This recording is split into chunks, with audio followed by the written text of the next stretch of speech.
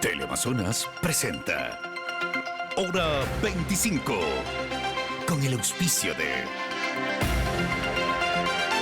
Formamos parte del ranking de instituciones Simago con más de 5,000 artículos indexados y somos partners de National Geographic Learning. Somos Uniandes.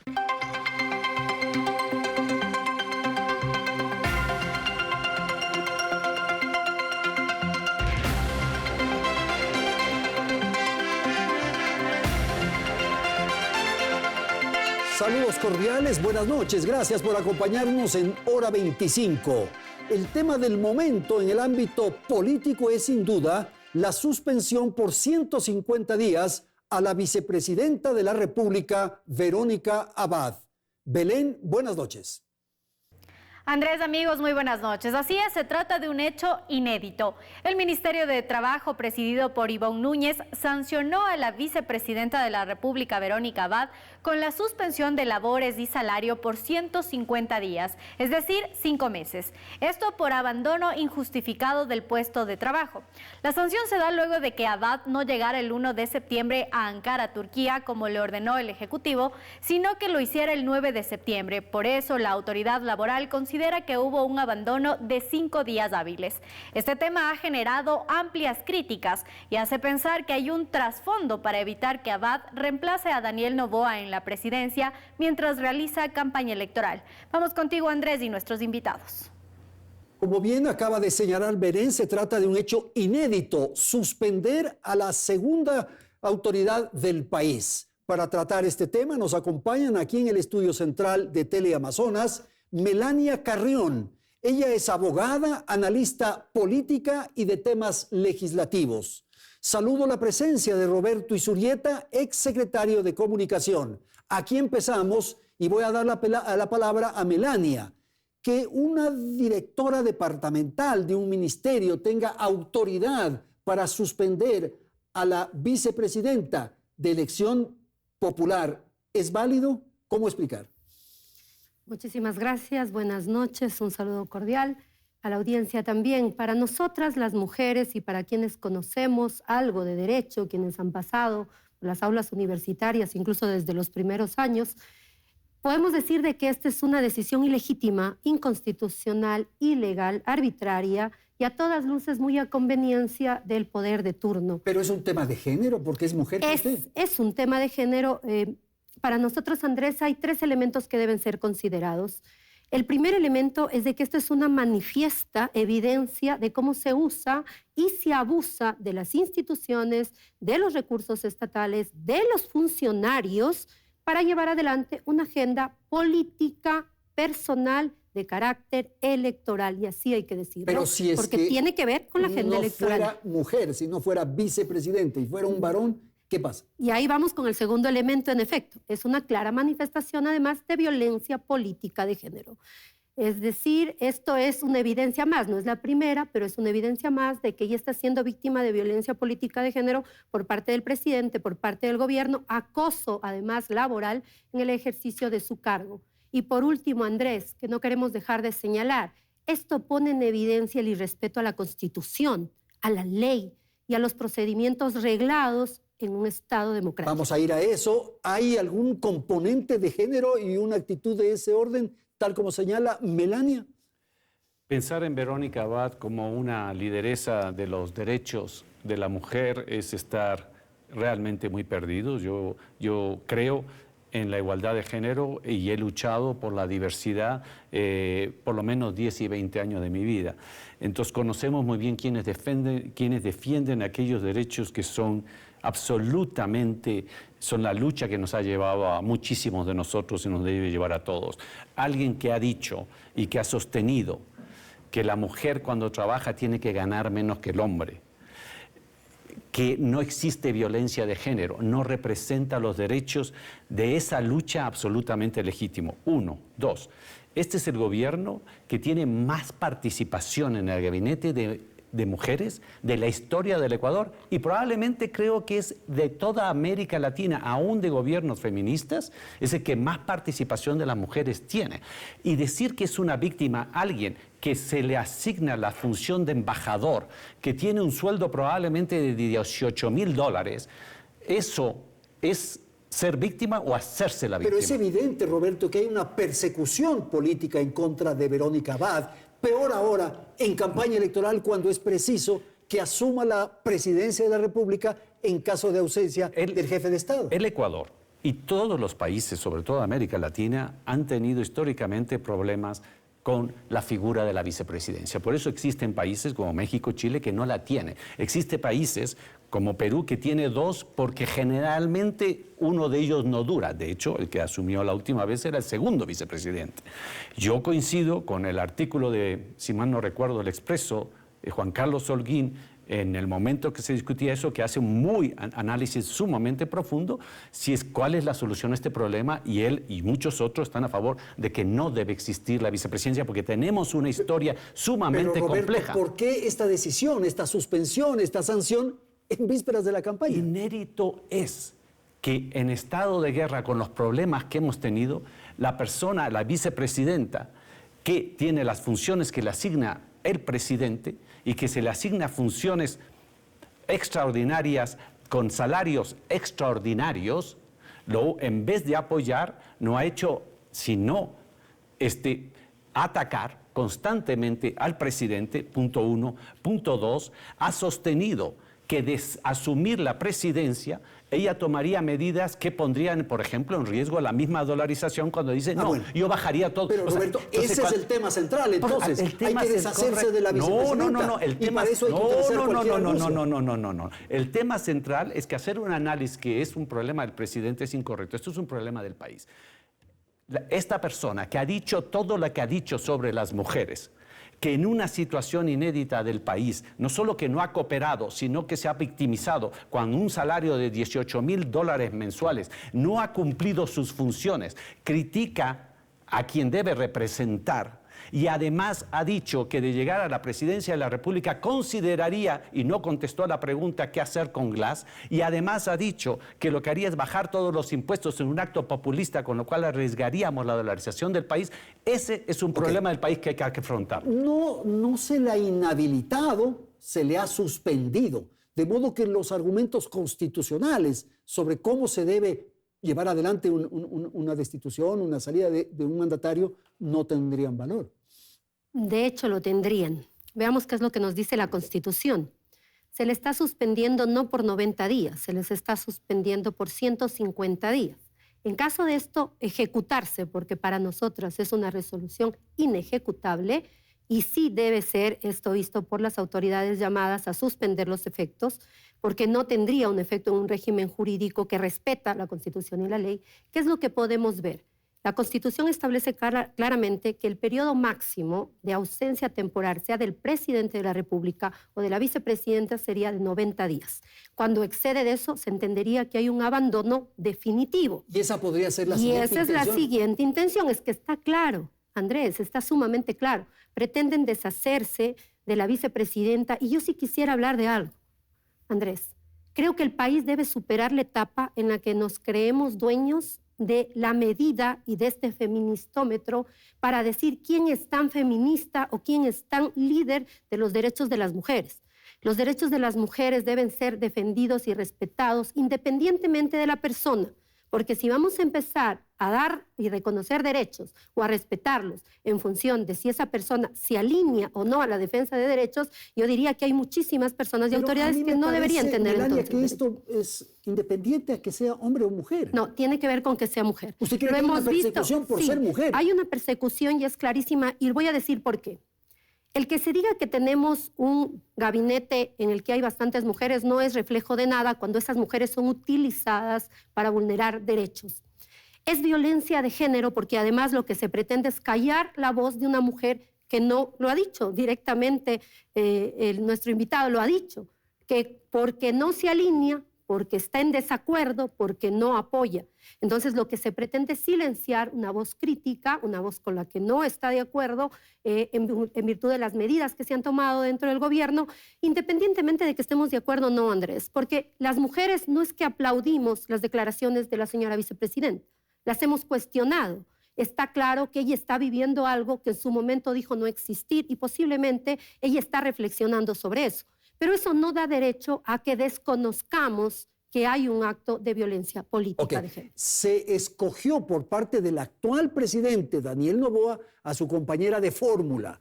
El señor Noboa la invitó a Verónica Abad para que participe en la papeleta. Ahora, pasan los meses, me arrepiento. Primero, yo sí quisiera ir un poco, quiero volver a ese comentario porque no lo quiero dejar pasar en alto. El pretender hacer de Verónica Abad una persona que ha atacado los derechos y los principios de la equidad de género, los derechos de las mujeres, es estar totalmente despistado en lo que es la lucha por la paridad de género y la diversidad. Segundo, no valorar el que en un gobierno, por primera vez en la historia, la mayoría de los miembros del gabinete son mujeres, no valorarlo, eso en mi opinión es una ofensa para todas las mujeres que con justa razón han luchado por la equidad de género. Es una desproporción. Segundo, cuando tú eres embajador, estás representando al país y al gobierno. Y es el único caso donde hay un embajador que gana entre ingresos y demás $18,000 mensuales, cuyo trabajo es atacar al gobierno que está representando. Pero Entonces, aquí hay un problema es un embajador que la enviaron ella aceptó, en castigo no. y que es aquí vienen vicepresidenta las de la República. desproporciones. ¿De cuándo acá es un castigo que te envíen de embajador? O sea, digámosle eso al 99, al 100% de los ecuatorianos. No es un castigo, es un honor. Es una representación que la tienes que cumplir con la seriedad que corresponde y no hacer de eso una plataforma política en contra del gobierno al cual también estás representando. Entonces, no es un castigo. Entonces, ahí vienen todas Roberto, las confusiones. Suspender a una vicepresidenta de la República, segundo mandatario, porque se atrasó un día, porque llegó 48 horas más tarde. Existe ahí, y voy a tu pregunta, venimos de una elección anticipada, donde las cosas no se hicieron, porque recordemos muy bien, Guillermo Lasso, después de su muy buena defensa en la Asamblea, llama a la muerte cruzada.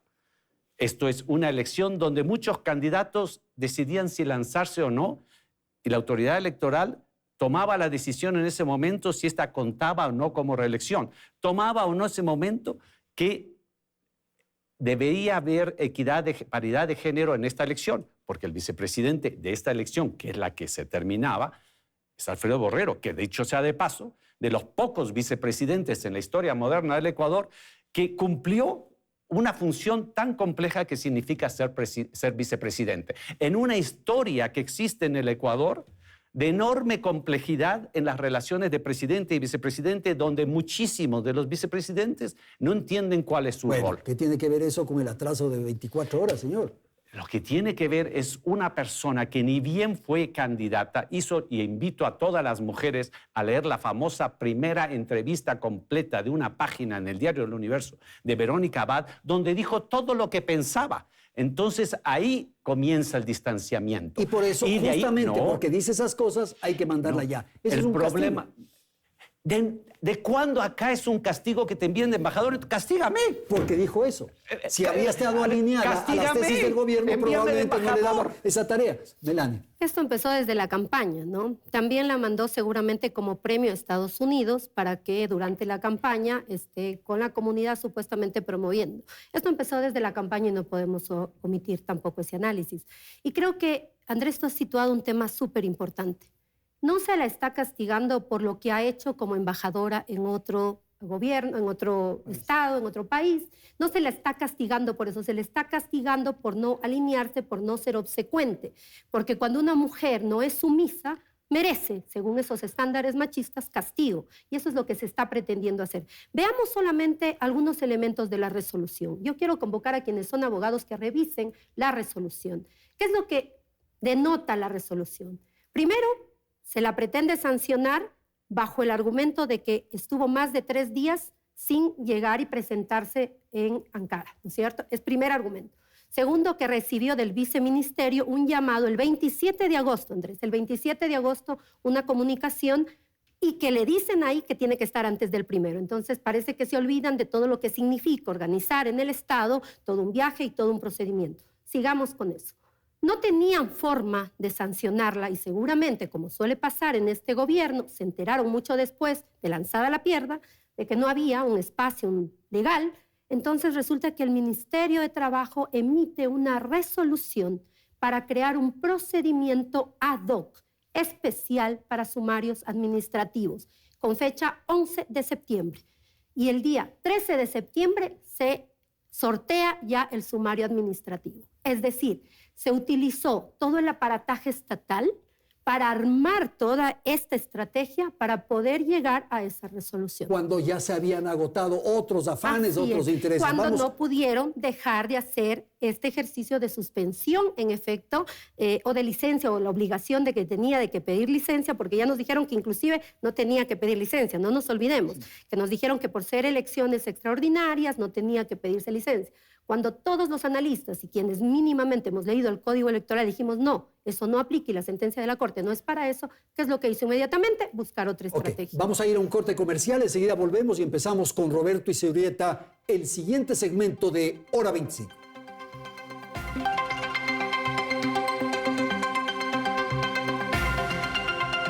Hora 25, con el auspicio de... Formamos parte del ranking de instituciones Simago con más de 5,000 artículos indexados y somos partners de National Geographic Learning. Somos Uniandes.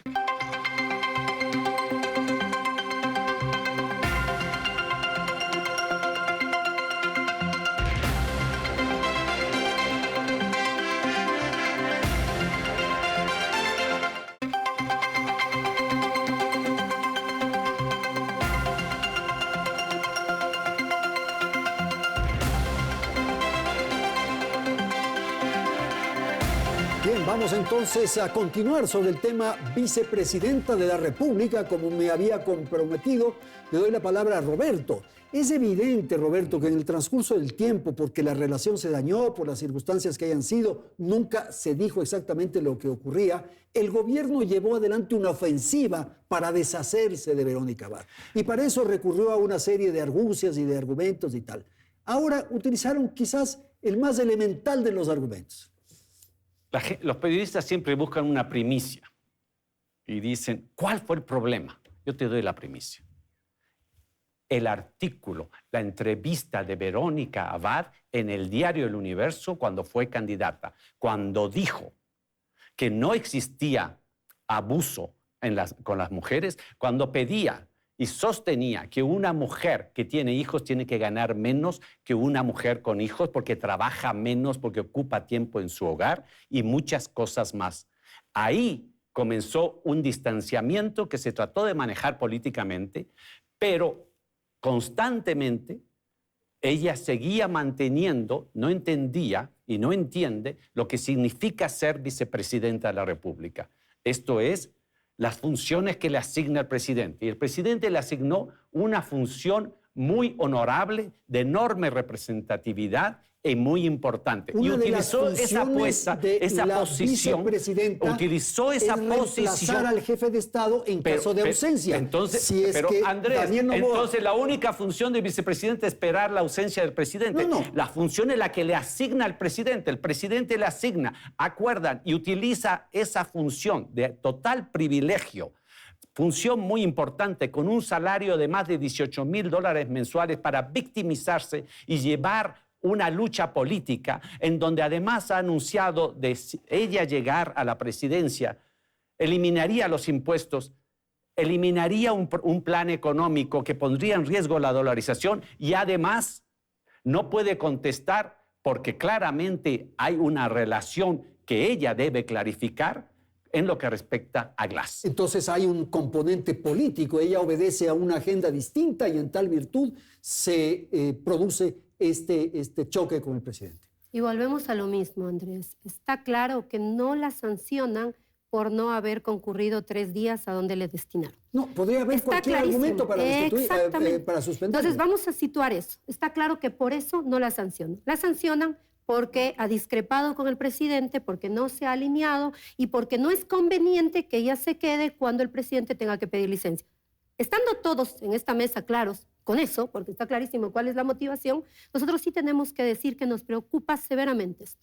Es un precedente nefasto para la institucionalidad democrática, es un precedente nefasto para el ejercicio de los derechos de participación política de las mujeres, porque las mujeres estamos en las calles y hemos luchado no solo por los derechos de Verónica o de las lideresas políticas, no les consideramos a todas lideresas y referentes de género, luchamos por su participación y por su posibilidad de ejercer el cargo para el cual fueron designadas. Pero si se empieza a coartar esas posibilidades, estamos hablando, Andrés, de un Estado paraconstitucional, paralegal, un Estado en el cual el derecho y la primacía de los derechos ya se desconocen y ya no importa sí nada. Habría que entender un poco la posición de Roberto en el sentido de que si asume la presidencia Verónica Abad y lleva adelante una política absoluta y totalmente contraria a la tesis de Noboa, sí habría una lógica. Porque el pueblo no votó por esa Claro tesis. que hay una lógica de carácter político para el gobernante de turno. No es eso para lo el ha gobernante puesto de de, turno, eso es lo ha para puesto la de voluntad de manifiesto. quienes votaron A ver, por esa fórmula. Ahora yo digo, la voluntad de quienes votaron por esa fórmula es que ella sea la vicepresidenta y cumpla su mandato. Podemos no Que estar de acuerdo. cumpla una línea Ahora, política, yo voy a una decirle línea algo, ideológica. Pero Andrés. si ella va por otro andarivel, ¿cómo Andrés, así? quienes votaron por el presidente Daniel Noboa, estoy segura que no están contentos por el andarivel con el que está yendo el presidente de la República. Y sin embargo, por eso no hemos salido ni se ha utilizado las instituciones para sacarlo ilegítimamente del cargo. De eso estamos hablando, de Estado de Derecho, estamos hablando de justicia, ¿Y quién ha dicho que estamos se le está hablando del sacando del cargo? cumplimiento de la Constitución y la ley. Ok, por favor. ¿Quién ha dicho que se le está sacando del cargo? Es que podría ser esa la intencionalidad. Ha sido suspendida como existe, Va a estar ausente son 90 instrumentos días. legales, son instrumentos. Una persona que no ha cumplido su función, no solamente en este caso, sino constantemente, ella ha sido enviada de embajadora y tiene que representar, pero ha utilizado esa posición para una lucha política inconsecuente con sus funciones, sus designaciones, incluyendo aquellas por las cuales fue electa. Esto es cumplir las funciones del presidente, de la vicepresidencia de la República, que más allá de la ausencia es asumir la responsabilidad que se le asigna al vicepresidente. Y el Ecuador tiene una historia muy compleja en el cumplimiento de esas funciones por parte del vicepresidente, al punto que, como decías en tu programa, el Ecuador, gran parte de los problemas, tiene que pasar por una reforma constitucional para solucionar gran parte de los problemas que tenemos de energía, de petróleo, de seguridad, una serie de problemas, incluyendo también tenemos que debatir en qué puntos han servido y han sabido cumplir, y con la excepción de Aceptemos Alfredo... que es válida la tesis de deshacerse de la vicepresidenta. Con el argumento...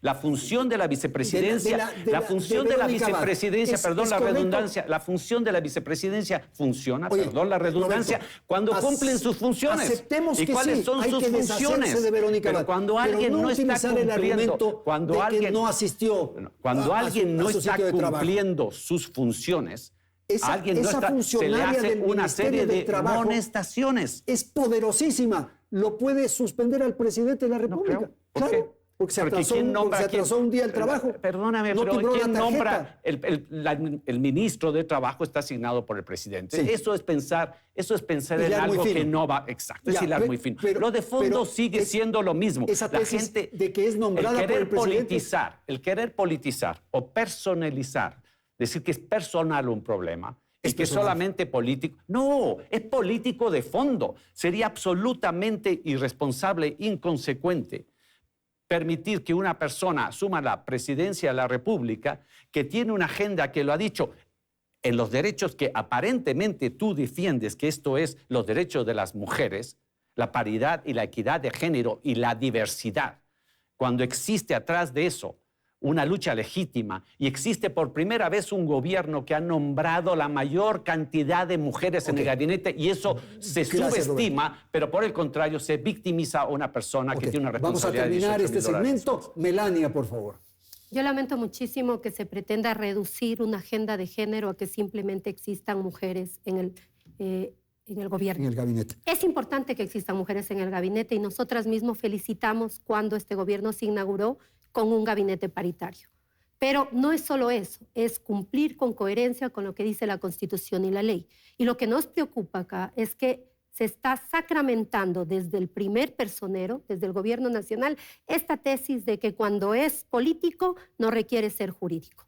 eso socava las simientes mismas de la Pero democracia. me parece también un error, Melania, que esto se circunscriba a un problema de género. Porque yo no sé cuál habría sido el rol de ustedes o el comportamiento de ustedes si era un varón el que estaba en este problema. A ver, posiblemente estaríamos reclamando en las calles también el que no se respete la Constitución, porque lo hemos hecho en otros escenarios. Lo hemos hecho para demandar que se cumpla con las normas.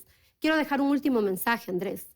Es que mientras nosotras no levantemos la voz por cualquier mujer, tenga la ideología que sea, para que se respeten los derechos de participación política, habremos tirado al tacho de la basura 100 años de lucha de las creo que mujeres. incluyendo defender a aquellas mujeres que han denunciado, han anunciado y han atacado principios básicos que defiende la equidad de género. Lo sancionamos quitándole el voto y la confianza, no alterando la Constitución. Defender a una persona que realmente está diciendo y sostiene todo lo que ella ha sostenido, no es defender la lucha legítima de las mujeres y además no valorar lo histórico que significa que por primera vez se tiene un gobierno no solamente con paridad de género, sino paridad de género, diversidad, históricamente Nada en este país justifica la violación y de la además Constitución vanguardista y en la ley. América Latina. Muchísimas gracias a nuestros panelistas en este primer segmento de Hora 25. Ahora mismo vamos a un corte comercial, retornamos y en un instante Fabricio Vela y Martín Pallares debaten sobre el tema de los chats de Villavicencio. En un instante.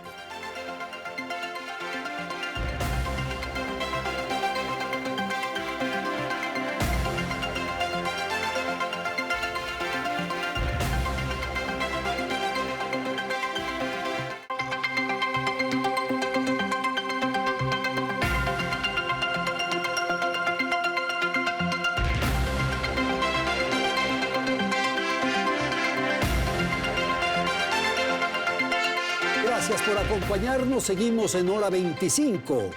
La política electoral tiene componentes sin duda complejos. Por ejemplo, los chats de Villavicencio que aparecieron esta semana, los apagones que tendrán sin duda un impacto en las elecciones de febrero y la inseguridad. Para conversar aquí en el estudio principal de nuestro canal, Martín Pallares. Él es periodista, integrante del podcast Politizados de Diario Expreso. También nos acompaña Fabricio Vela, periodista del programa A Primera Hora de Radio Armónica. ¿Qué ocurre con los chats? ¿Cuánto ensucia o provoca turbulencia en el escenario político? Buenas noches. Andrés, buenas noches a Martín y a la audiencia. Ensucia y ensucia mucho. A ver, primero, a esta hora está claro que ya no podemos hablar de supuestos chats. Son chats reales. Podemos discutir... ¿Quién los tiene que confirmar, Fabricio? Los que están implicados, aparecen conversaciones de la Fiscalía, la justicia a través de un peritaje. Claro. A mí siempre me da ruido esta difusión de conversaciones personales para efectos de carácter político.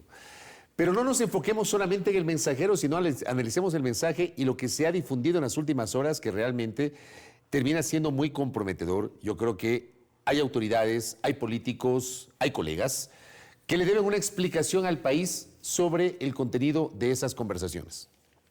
Ya, y una vez que se han difundido, ¿esto va a afectar, va a beneficiar? ¿Qué va a ocurrir en el tema político? Ahí, por ejemplo, yo no tengo claro el timing. Es difícil, ¿no? No capto a quién va a beneficiar, a quién va a perjudicar, porque en los chats no estás hablando del correísmo, no estás hablando del gobierno, no estás hablando, no sé, de otras orientaciones políticas o afectando alguna candidatura. No logro descifrar, y no sé si Martín tiene esa respuesta, pero no logro descifrar cuál es el timing para que a esta hora, en estos días, cuando tenemos hondas preocupaciones por el tema de la crisis energética y la inseguridad, aparezcan estos chats que abonan otro ingrediente al escandaloso momento que vive la República. Ok, es posible que esto se quede en una especie de burbuja de la política, del círculo rojo, como dicen, y no contamine el tema electoral, pero sí va a tener un efecto, por ejemplo, en el ámbito de las leyes, de lo jurídico. Y de lo político, y ya voy a hablar sobre eso. Hay una cosa de los chats por la que, por ejemplo, me parece que no es bueno empezar a entrar a conversar sobre el contenido. No estoy de acuerdo en que sean chats verdaderos o completos. Hay alguna gente que participa en los chats que ha dicho sí, yo dije eso, etcétera, pero no sabemos ¿Cómo se está administrando? Están sacando todos los chats.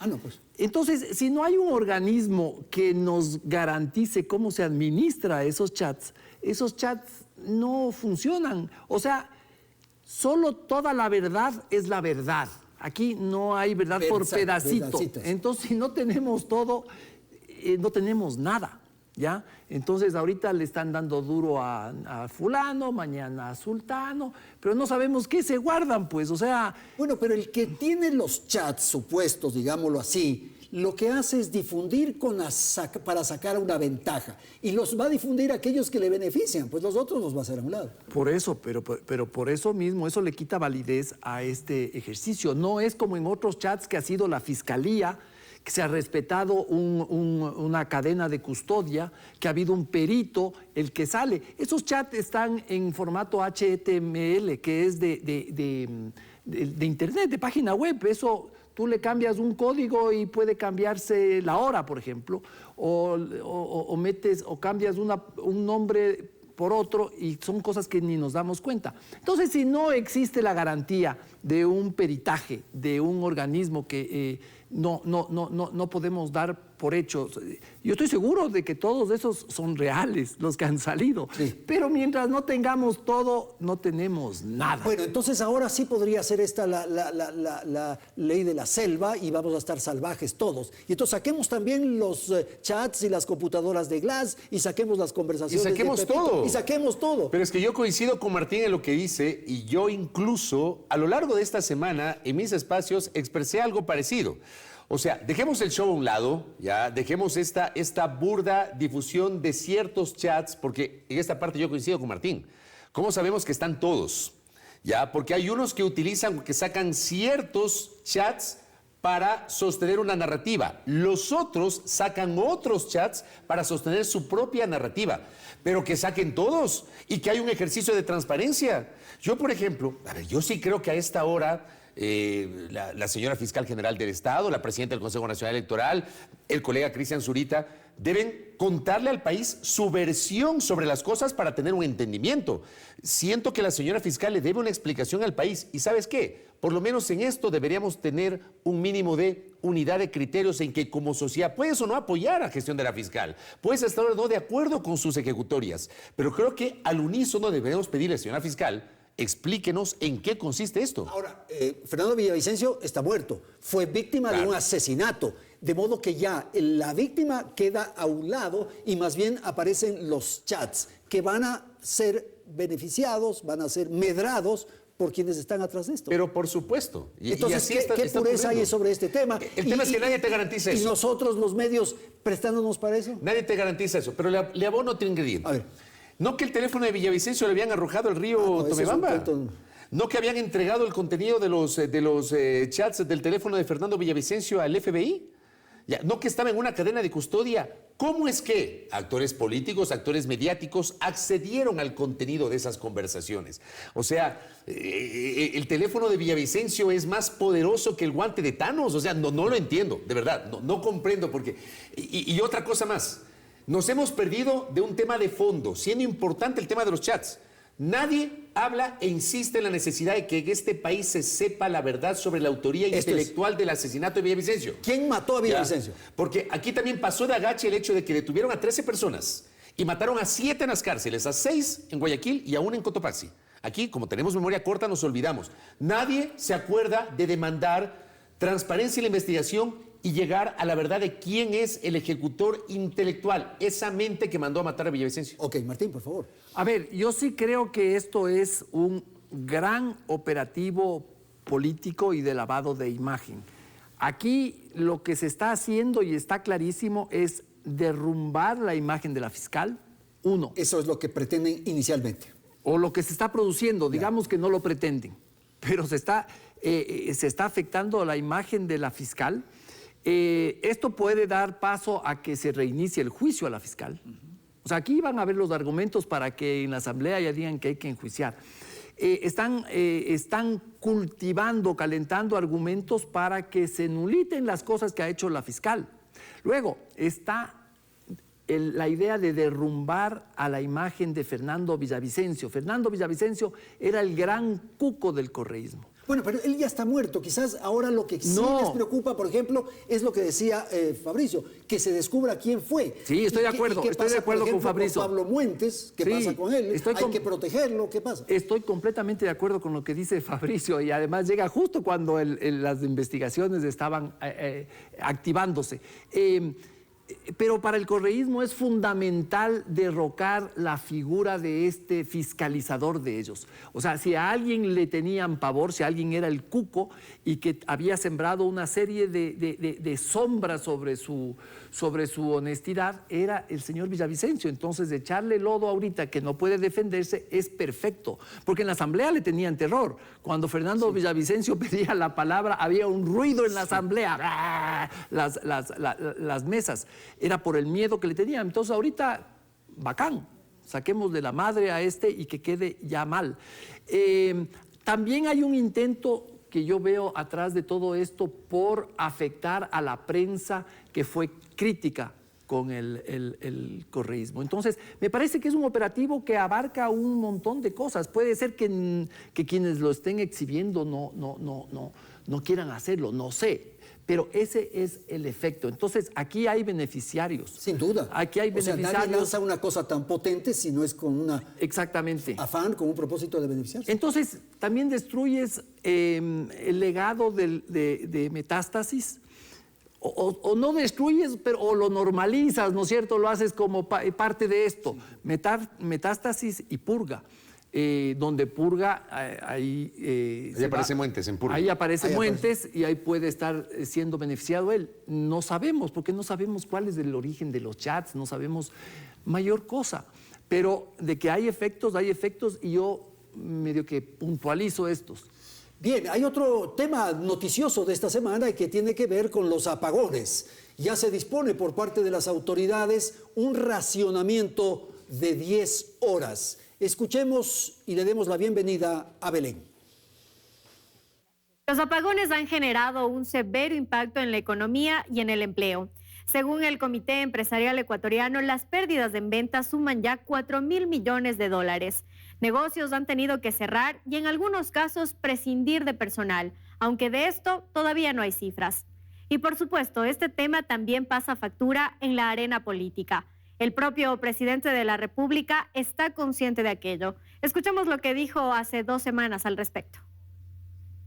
O es cierto o es falso que sus preferencias electorales han disminuido un poco por el tema de los apagones. Claro. O sea, yo estaría, si fuese un ciudadano normal, yo estaría cabreado con el presidente si es que hay apagones, sea culpa de él o no. Y eso es lo que se ha visto. ¿Cuánto le ha afectado? No lo sé, eso habrá que ¿Pero usted no tiene las encuestas? Sí, tenemos encuestas.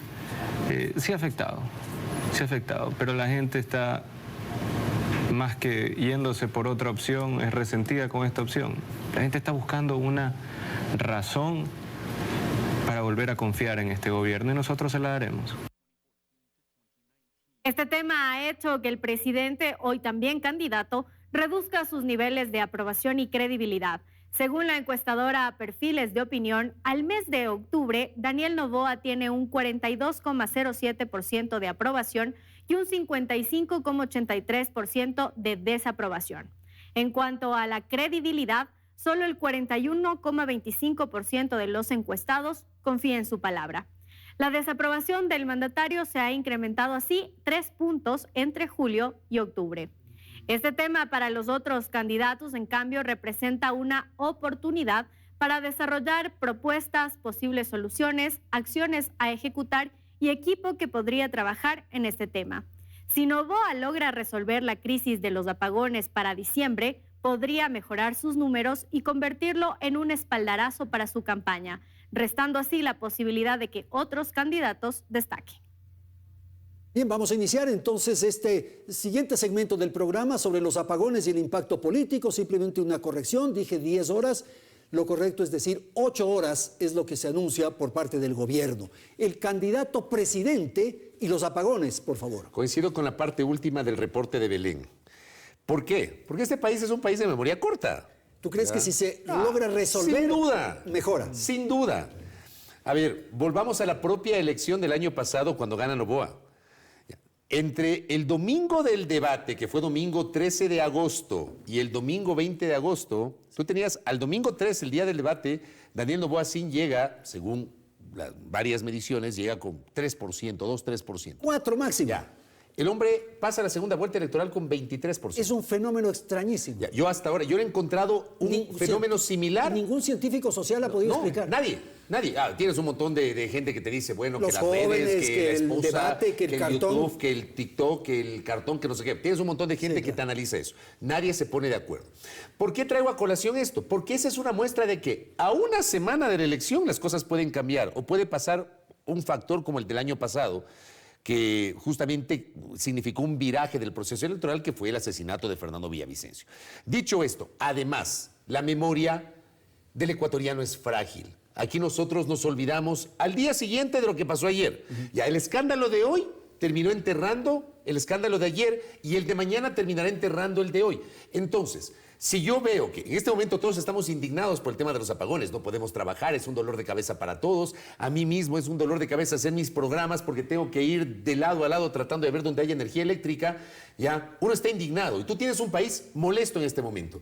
Pero si en diciembre soluciona las cosas y en enero empiezan, por ejemplo, las clases populares a recibir la planilla y saben que no van a pagar porque les van a subsidiar, esas cosas pueden beneficiar al candidato presidente. ¿Qué ocurre con los apagones y la política? Esta sensación de que este momento nos encontramos en un cruce, en una intersección de calles y maldecimos a Noboa. Hay quienes dicen, no, Noboa no es el responsable del 100%, pero de hecho no ha hecho nada. Pero la gente está molestísima. O sea, si hay algo que te afecta la psiquis, las emociones, el estado de ánimo, las rutinas del estado de ánimo, es lo que está pasando con los apagones, ¿no? Me da la sensación incluso de que hay una sensación de desapego al país, ¿no? O sea, un cabreo con ser ecuatoriano, de pertenecer a este país.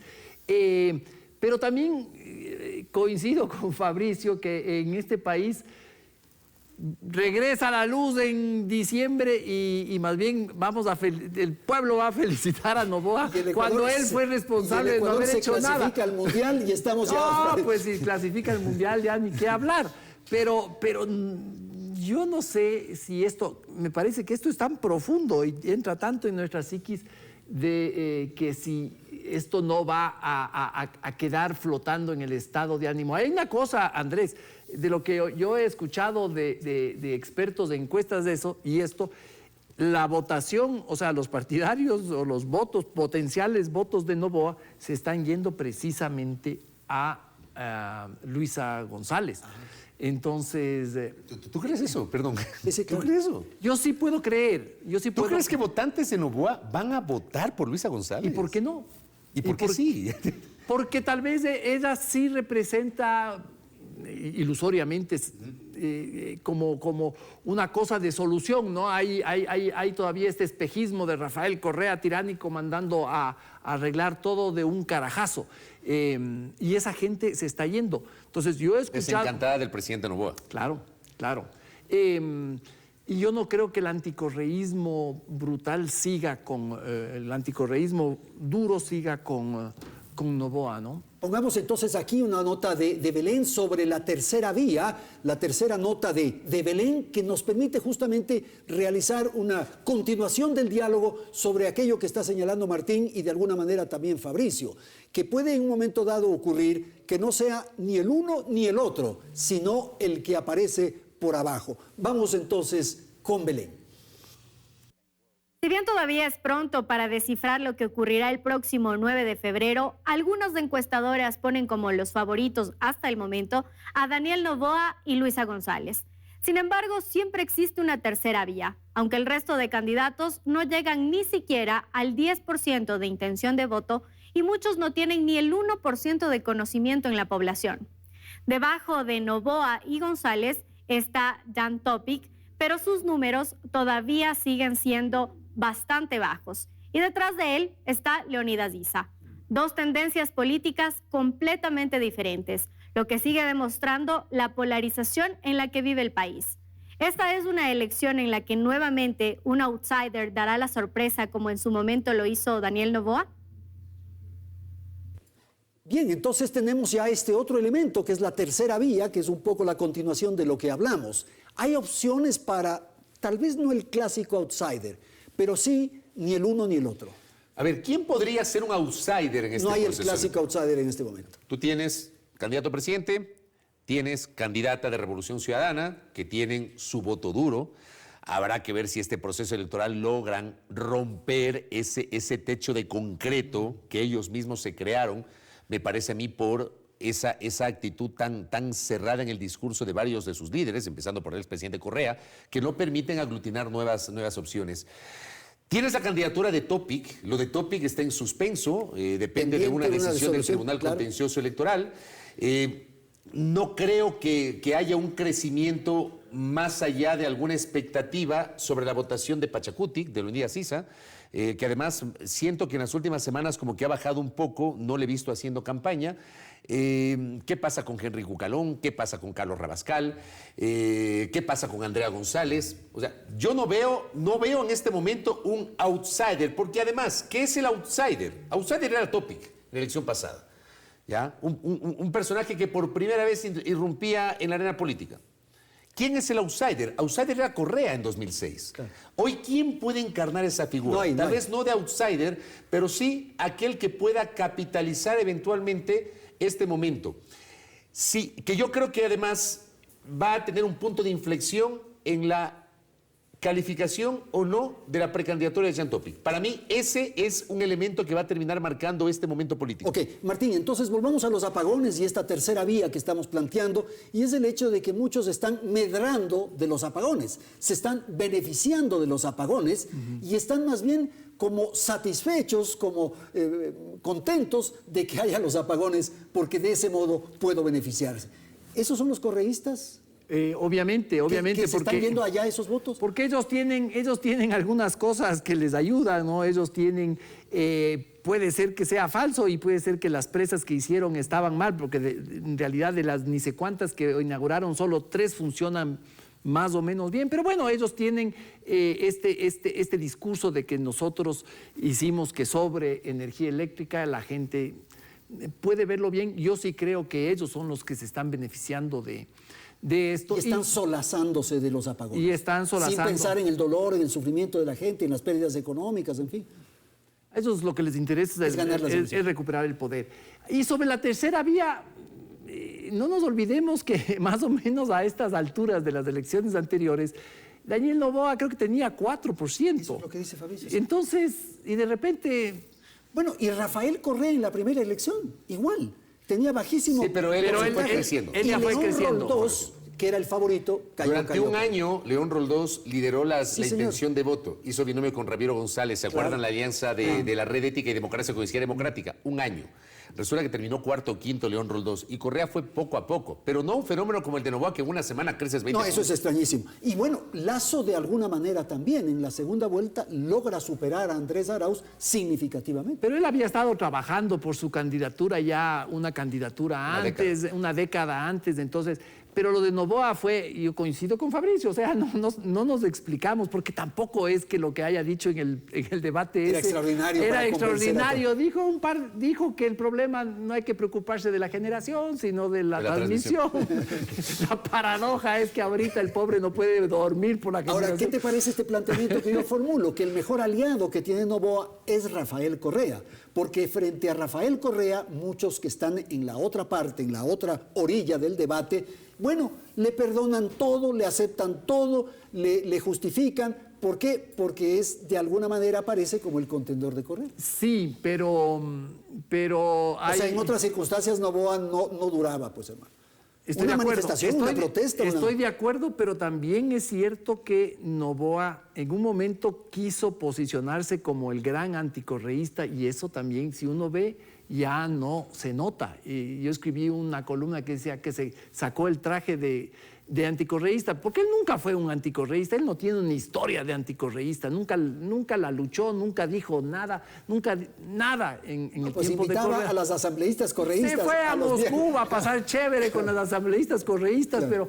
pero nunca tuvo nada, ¿no? Entonces ahora siento que ya está reculando, ya no está con esto, y pasan cosas como la elección del presidente de la Judicatura, donde los dos se ponen de acuerdo, en el Consejo de Partido, en un montón de...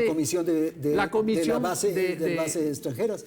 Y la comisión De la Corte Constitucional. para la Corte De Constitucional. lo que poco se está hablando, exacto. el tema de la Corte Constitucional, por si acaso. ¿Quieres terminar con el tema de Noboa candidato para ir al siguiente segmento? A ver, y lo que te decía antes de empezar el programa, tú tienes varias cosas que está haciendo el presidente, pero varias de esas cosas no terminan solucionando los problemas de hoy, ni crisis energética ni inseguridad.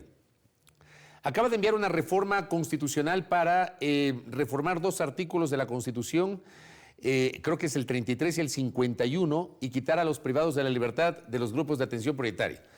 Ya, lo que dice la letra de la Constitución suena maravilloso, habla de un montón de derechos que dudo mucho que se cumplan en las condiciones actuales, cuando lo que creo es debió haber planteado una reforma de largo aliento al sistema penitenciario, pero te lo lanza porque políticamente es vendible el tema. Dudo que pase el filtro de la Corte Constitucional porque puede interpretarse que es una regresión de derechos. El tema de las bases militares, de las bases extranjeras. O sea, ¿hasta qué punto? O sea, no es que aprobamos la reforma constitucional, que no será en pocos días ni semanas, esto va a tomar unos meses, y ya al día siguiente tienes a Estados Unidos, o tienes a los españoles, o tienes a los ingleses poniendo una base, ¿ya? O sea, esto no es una cosa para solución inmediata. Tienes el tema de que subsidia el Estado las planillas de consumo de hasta 180 kilovatios hora. Tienes estos $400 para otro segmento de la población. O sea, son medidas, desde mi punto de vista, claramente dirigidas a fortalecer su precampaña electoral, ¿ya? Y no terminan solucionándote los problemas de fondo que estamos enfrentando ahora, al día de hoy.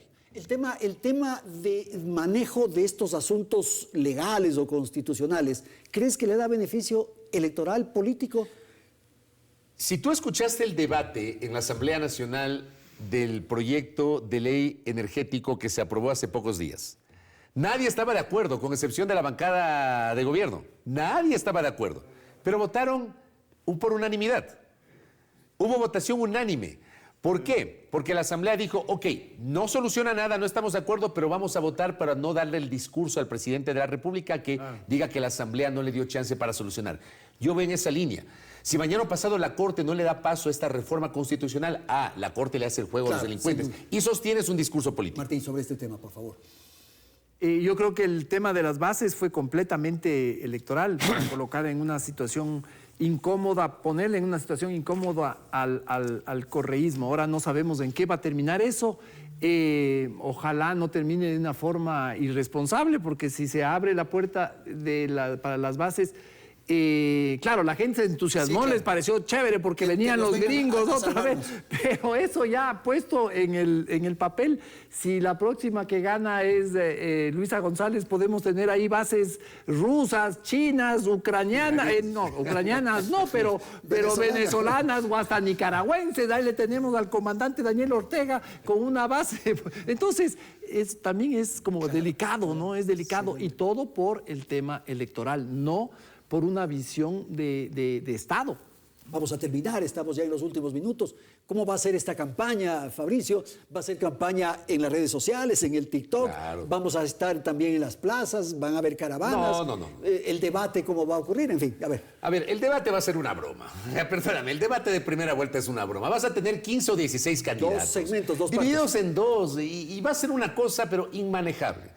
O sea, yo soy de los que sostiene que deberían repensar el Código de Democracia. Yo defiendo la naturaleza de los debates, la naturaleza de los debates. Pero eso no es debate. Pero eso no es debate. O sea, debate es entre 2, ya, entre 3, pero entre 8 o entre 16, eso no es debate. Así que yo creo que en algún momento deberían reformular y circunscribir los debates a la segunda vuelta electoral con esta estructura. O en su defecto, pensar en lo que ocurre en otros países, que tienes un organismo público, no estatal, público, que haga encuestas y con base en esas encuestas convoques a los 3 primeros, a los 4 primeros, con base en esa encuesta. Digo, eso habría que repensarlo. Luego, dudo mucho que sea una campaña de calle, una campaña de plazas, de caravanas. Eso ya quedó en el pasado. Pero los dardos dirigidos a Noboa por parte de todos... Todos van a... Claro. Va a ser así. Pero por supuesto, sin duda, en la primera vuelta tú vas a tener a Noboa contra todos. Ya. En la segunda vuelta, la cosa va a cambiar. Ok, Martín, la campaña. La campaña es que estamos en un país tan volátil, donde esto de los chats puede convertirse en el tema de la campaña. No sabemos. O tal vez la próxima semana ya nadie habla, ¿no? O tal vez ya nadie habla y surge otra cosa. ¿Qué tal si una semana antes se sabe quién es el asesino de Villavicencio? O Fito aparece. O no sé, capaz lo que dice, yo no puedo decir eso, pero lo que dice Cristian Zurita de que es ¿cómo es? Pablo Muentes, eso puede también cambiar. Entonces estamos en un país donde todo está pegadito con baba, ¿no? Y todo puede armarse o desarmarse con una facilidad increíble. Entonces yo creo que no estamos en condiciones de saber, obviamente ya lo que dice Fabricio, las concentraciones de eso ya no existe. Pesan más las redes sociales, pesan más otras herramientas y cualquier cosa puede pasar. O sea, sé que estamos cerquita de las elecciones, pero en realidad estamos lejísimos. En este país estamos a un siglo de las elecciones. Bien, hasta aquí entonces hora 25. Agradecemos a nuestros panelistas y por cierto a la audiencia. Les comprometemos para la próxima semana. Felicidades, Ecuador.